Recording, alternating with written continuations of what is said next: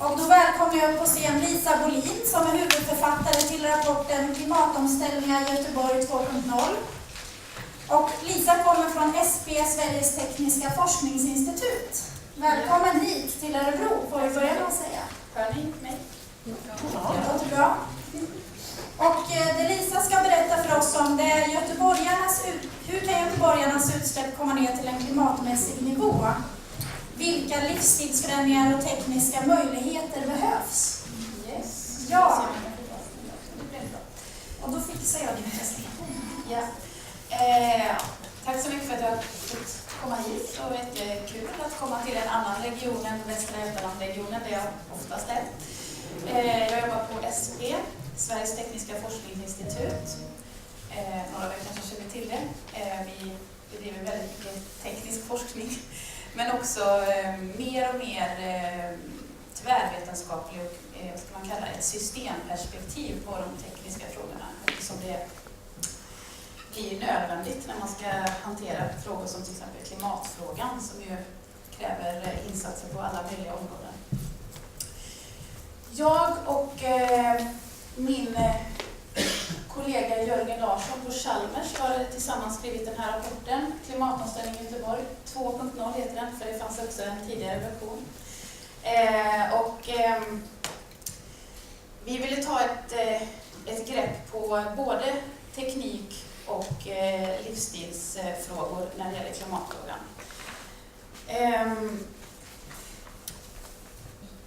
Vi har varit inne på det lite innan. Det har ju varit ett ganska stort antal klimatmöten och förhandlingar på, vad ska man säga, statlig nivå mellan stater. Jag tror att många av oss kanske börjar känna en viss otålighet och man tänker, kommer man överens om någonting egentligen som leder någonstans? Och den här bilden från Berlin, ett konstverk, en konstnär som gör sådana här miniatyrskulpturer. Det här är en vattentöl. Politiker som diskuterar global uppvärmning. Det är lite hårt kanske, men ibland känns det så. Då vill jag också, nu har vi varit inne på det innan, att det kan ju vara här som kommuner, regioner och enskilda medborgare kan spela en väldigt stor roll. För vi kan inte vänta på beslut som inte verkar komma. Det här projektet är inte bara jag och Jörgen då på Chalmers som har deltagit i, utan även Göteborgs stad, Västra Götalandsregionen, andra människor på Chalmers och SP. Och det har varit ett väldigt nära samarbete som också vi har samverkat mycket med den grupp som har tagit fram den nya klimatstrategin i Göteborg. Och bakgrunden, om man ser det från ett kommunalt perspektiv till detta, är att Göteborgs klimatmål då, att 2050 ska Göteborg ha en hållbar och rättvis utsläppsnivå av växthusgaser. Det var någon som lyckades peta in det där rättvis. Jag vet inte riktigt om politikerna förstod vad det skulle innebära att de klubbar igenom det. Det tror jag absolut att de gjorde. Det är bra sagt. Ja. Dumma är vi inte. Många förstod kanske, och de som inte förstod det var... Det kanske var lika bra då. Sen det har ju utvecklats till ett mål till som är lite mer konkret och som alltså haft en utgångspunkt i det här 2050-målet. Att göteborgarnas konsumtionsbaserade utsläpp ska vara maximalt 3,5 ton koldioxidekvivalenter per person 2035. Och det här är ju ganska... Det är inte jättevanligt att man sätter den här typen av mål som just på det blir mer och mer vanligt. Men själv tycker jag att det är väldigt positivt och det är också mer mandat att jobba med de här frågorna. Bara lite bakgrund, det här har också tagits upp men jag tar lite repetition då. Det har ju varit en liten vad ska man säga, tystnad uppifrån när det gäller alltså man räknar på konsumtionsbaserade när man gör beräknar växthusutsläpp. Men, så att Sverige skryter ju med att våra utsläpp har gått ner. Men om ni ser de mörkorangea staplarna där då, så är det ju utsläpp i Sverige och de har ju de facto minskat då. Men de utsläpp som svensk konsumtion orsakar i andra länder ökar. Detta är ju en fråga som då kanske inte har så jättemycket. Vi hörde någon innan som sa att man har sagt att det är viktigt på EU-nivå, men sen så är det inte så mycket mer. Så där har ju kommunerna en jättestor chans att själva jobba med den här frågan. Och det här vet ni säkert, men det geografiska perspektivet, det är ju de utsläpp som vi har i Sverige helt enkelt, eller då i vår region eller kommun, medan konsumtionsperspektivet ser vi på de utsläpp som, för de saker som vi också importerar och konsumerar och det som vi använder då i vårt eget land. Men det som vi exporterar då, det dras ju då bort ifrån utsläppen när man räknar på ett konsumtionsperspektiv. Frågeställningarna för oss har varit 4 stycken huvudfrågeställningar. Hur skiljer sig klimatbelastningen idag mellan låg- och höginkomsthushåll i Göteborg? Vilka utsläppsminskningar kan förväntas till 2050 om samhället lyckas med de ambitioner som finns i den klimatpolitik som förs? Vilken teknik- och livsstilsförändringar skulle kunna resultera i utsläppsnivåer under 2 ton per år 2050? Det här med 2 ton är någonting som Göteborgs stad har sagt att men det är en nivå som vi tycker är hållbar och rättvis, och det har ju utgått ifrån 2-gradersmålet, och den där nivån kan man ju diskutera. Den har säkert blivit betydligt lägre än 2 ton. Och sen det sista då, hur skulle olika klimatmässiga motiverade förändringar kunna påverka människors välbefinnande? Hur blir våra liv om vi ska göra den här omställningen? Och för att ni inte ska somna nu så ska jag ge er någonting i resultatväg innan jag går igenom hur vi har gjort det här. Vi har tittat på 3 olika hushåll kan man säga, eller 3 olika typer av personer. En person som lever i en höginkomstfamilj, en person som lever i en, som vi kallar då, låginkomstfamilj, och en medelgöteborgare som alltså är en genomsnittlig göteborgare. Och då ser ni att den här gröna linjen är ju där då 2 ton. Och den här höginkomstpersonen kommer ju upp i 10 ungefär. Låginkomst ungefär 5,5 ton och medelgöteborgaren nästan 7,5 ton. Det finns ju andra sådana här studier, och Naturvårdsverket har ju kommit fram till att via sina beräkningar att medelsvensken då orsakar 10 ton koldioxidekvivalenter per person och år, eller per. Och jag går inte in på exakt metodskillnaden mellan hur vi har räknat och de har räknat, men man kan säga att en anledning till att göteborgarens utsläpp är mindre är att Göteborg inte är jätterik. Alltså det finns, medelinkomsten är inte jättehög och det påverkar ganska mycket utsläppen. Men sen är det också hur vi har räknat som skiljer sig från Naturvårdsverket. Så det är väldigt viktigt att komma ihåg. Metoden då. Vi har använt en så kallad bottom-up-metod. Alltså vi har försökt konstruera de här hushållen eller personerna utifrån statistik.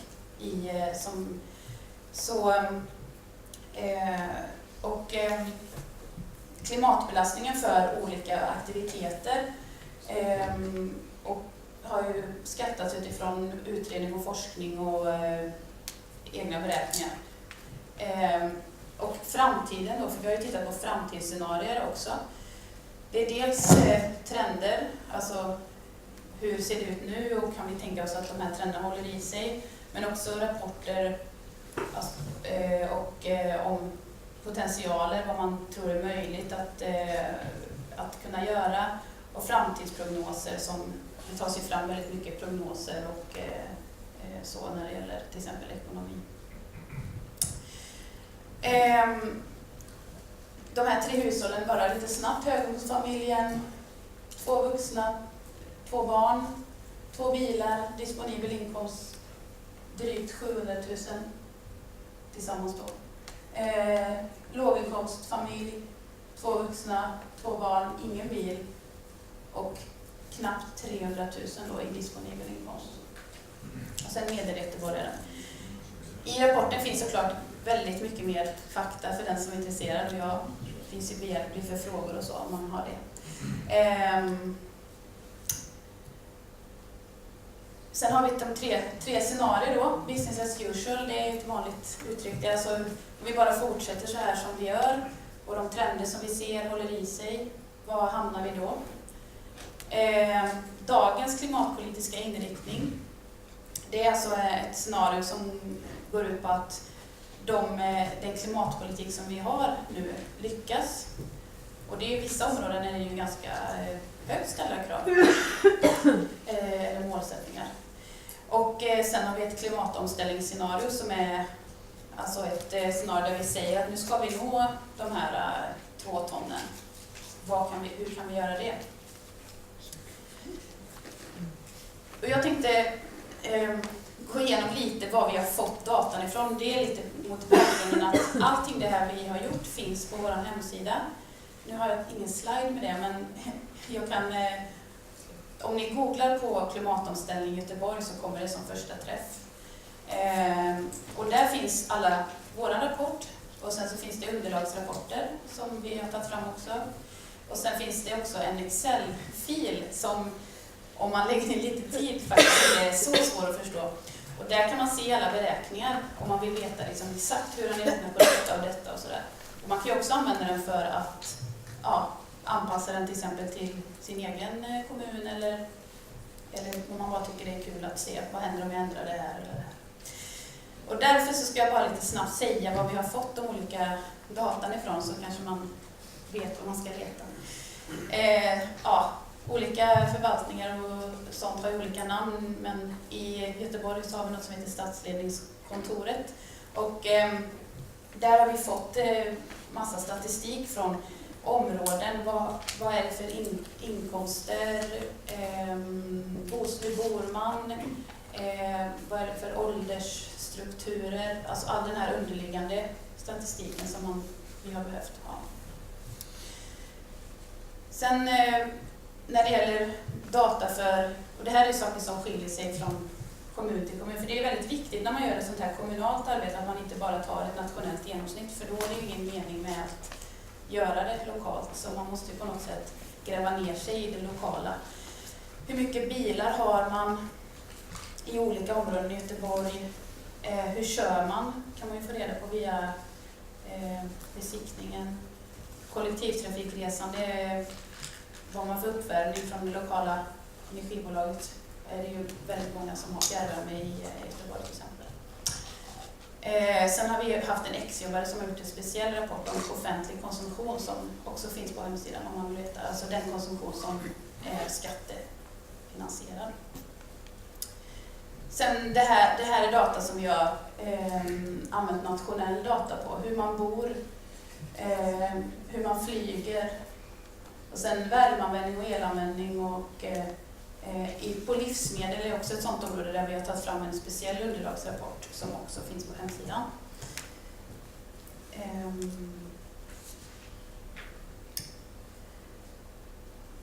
Ja.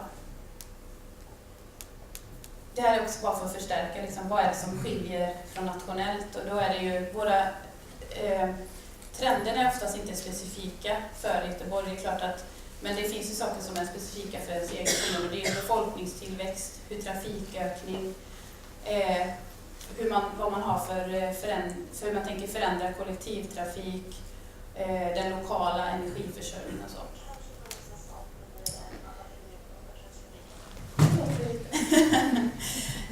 Ja, så till resultaten då. Om vi tittar på det här business as usual-scenariot då har vi dragit ut några trender som finns, och det är ju att det sker ju effektivisering inom många områden ändå. Så det här är inget scenario där liksom allting bara går åt skogen, utan det är effektivisering när det gäller bilar, byggnader, industriprocesser och så. Däremot så köttkonsumtion är någonting som har ökat väldigt kraftigt och kommer förmodligen fortsätta göra det. Eller vad vi har antagit i alla fall. Och en ökning med 50% skulle innebära att vi äter ungefär lika mycket kött som man då gör i USA idag. Så att det är inget. Många frågar, ja men så mycket kött kan man väl inte äta, men det kan man uppenbarligen göra. Flyget kommer öka drastiskt i det här scenariot och även då konsumtionen. Och den övriga konsumtionen här är alltså varukonsumtion. Ni kan se de olika kategorierna här. Flyg, det är ganska uppenbart för det. Övrig konsumtion, det är alltså varor som är liksom någon slags lyxkonsumtion. Sen har vi bilen, kollektivtrafik, hushållsel, uppvärmning och mat, är den röda där. Och sen offentlig konsumtion som ligger längst ner och som en bas kan man säga. Det är ju det som är skattefinansierat. Sjukvård, dagis, skola och förskola. När jag bara funderar på uppvärmningen, hur kommer det sig att den ökar? Ja. Det beror på att bostadsytorna ökar. Det här är antagligen några av de antaganden som är. Men bostadsytorna har ökat i Sverige och det har vi också antagit att de fortsätter att göra. Så då blir uppvärmnings något mer uppvärmning. Så att, och där ser man ju en ganska negativ trend får man ju säga. Det här är alltså för medelgöteborgaren då ska jag säga. Och då kommer man upp till de här 10 tonnen då som våran höginkomsttagare hade. Men du, får jag bara fråga, det här med uppvärmning tycker jag var intressant, för man jobbar ju väldigt konsekvent med energieffektivisering. Och jag föreställer mig att den skulle så att säga motverka den eventuellt ökade ytan. Men det gör det alltså inte heller där? Nej, sen är det ju alltså bostadsytorna ökar ganska mycket så att där kan väl finnas en viss diskussion kring kommer de öka så mycket som vi har antagit. Ja. Men samtidigt så det här kan nog skilja sig ganska mycket också mellan var man är. Göteborg har ju väldigt stor andel och många städer har ju, större städer har ju stor andel fjärrvärme, så det handlar ju mycket om uppvärmningssätt också, hur stor genomslag det här får. Men det är ju en dubblering.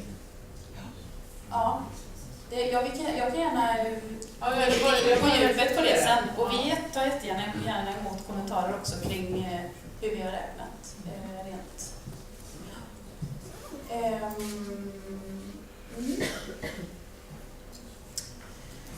Om man tittar då på det scenario som vi kallar för dagens klimatpolitiska inriktning så där har vi ju antagit att visst de alltså tydliga, konkreta mål kan man säga som man har kommer liksom infrias, till exempel då en fossiloberoende fordonsflotta, att man utsläppen från el kommer minska till exempel. Och det som egentligen är det tydliga med det här scenariot är ju att om vi skulle, det finns ju tydliga och konkreta mål på många områden. I Sverige är det då de här som jag nämnde nu. Men flyget i det här scenariot det ökar på samma sätt som i vårt business as usual-scenario. Och samma sak gäller ju för till exempel mat, att man inte, det är inga större förändringar förutom att produktionen då blir något effektivare. Men så att, och här är också till exempel i den offentliga konsumtionen kan ni se minska det beroende på då att man inte har någon fossila bränslen i fordon. Man har, och det ger ju en ganska stor minskning och även då att elanvändningen är ger mindre utsläpp. Men de här stora kategorierna som är kvar då, det är ju mat och flyg framförallt som inte egentligen påverkar speciellt mycket av den klimatpolitik som vi har.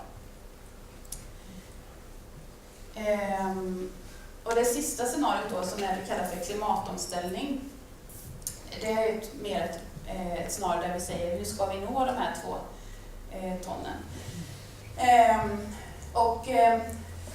Då har vi fått angripa de här flyg och mat till exempel. Så på flyget så har vi sagt att okej, men om flyget är kvar på den nivå som vi hade år 2000 så, och om vi minskar vår nöt- och grisköttskonsumtion med 50%, om vi skiftar över lite av den konsumtionen som vi har på varor till tjänster, och sen den sista här då, om vi förkortar vår arbetstid, och det är egentligen inte att det handlar egentligen om att vi tar inte ut hela den tillväxten som vi har i pengar, utan vi tar ut lite av det i tid, och då är det inte liksom ett proportionellt förhållande utan det är ju en viss arbetsdelning.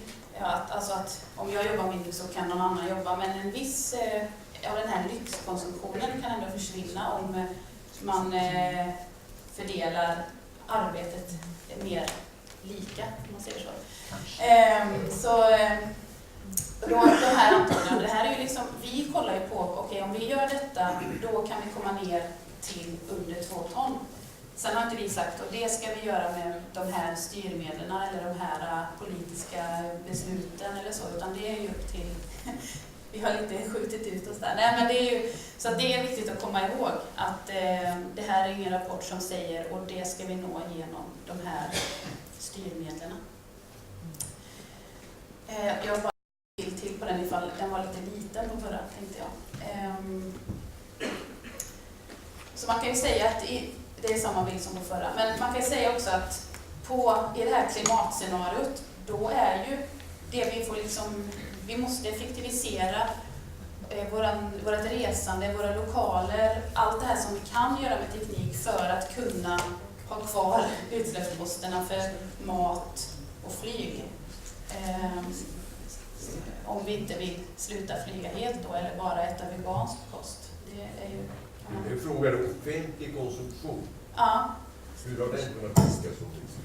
Ja, det är ju framförallt på grund av att man gör alla de här sakerna även i den, alltså att man inte har någon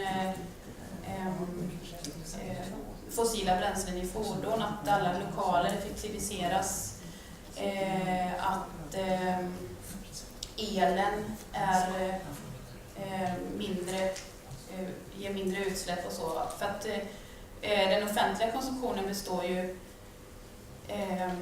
till väldigt stor del av, om man säger så, tjänstebaserad verksamhet. Sen är det ju klart en del mat och så är det också. Så det är det som är kvar.